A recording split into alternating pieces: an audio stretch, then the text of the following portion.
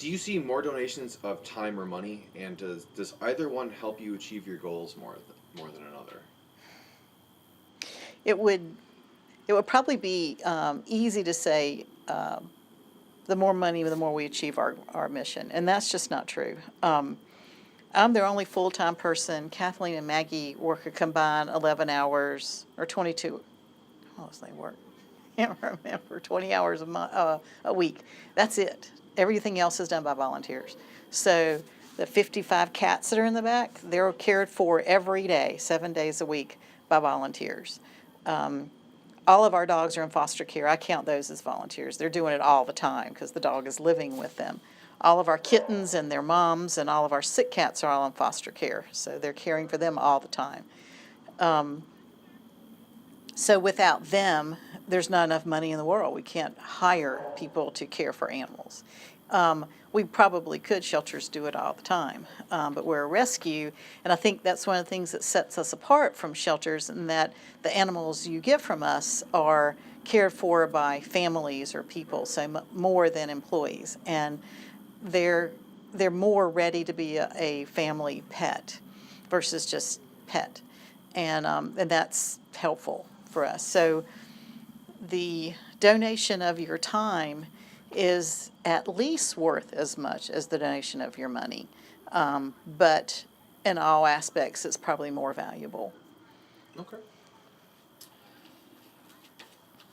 What qualities do you look for in your volunteers, and what do you feel motivates them?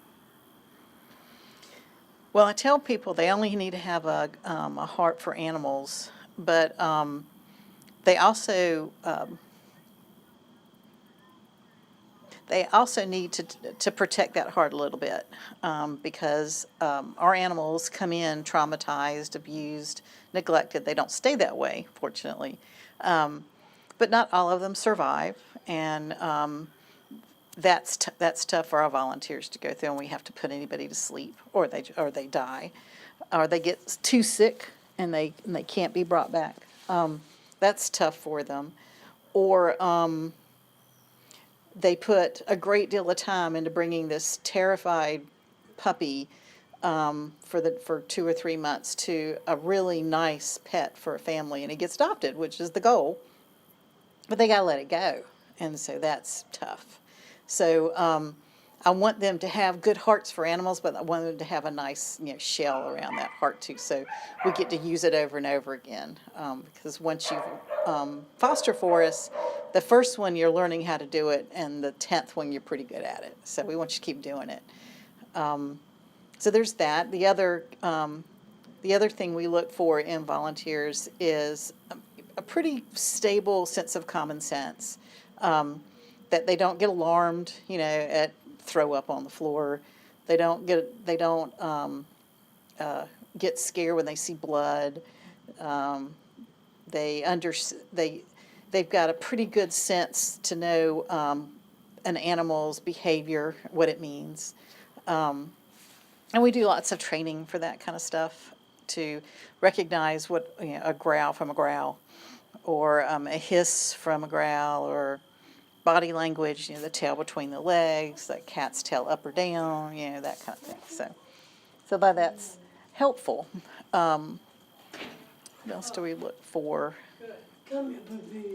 That's about it. That's the bulk of it. And then if they want to foster for us, we need to make sure that their living situation can handle it, both square footage, location, and landlord issues, if any.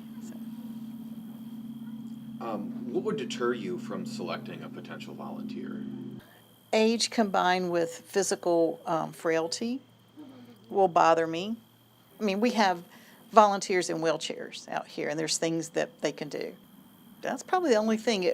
But depending on what they want to volunteer to do, as long as they're physically able to do it, and they show me that they're able to do it, then I'm good with it. We're not going to put a 9-month-old lab dog with an 85-year-old person, or a 6-month-old corgi puppy that's full of energy with somebody that's 8.5 months pregnant, or something like that. So kind of a common sense outlook on matching folks up with whatever we're matching them up with to do.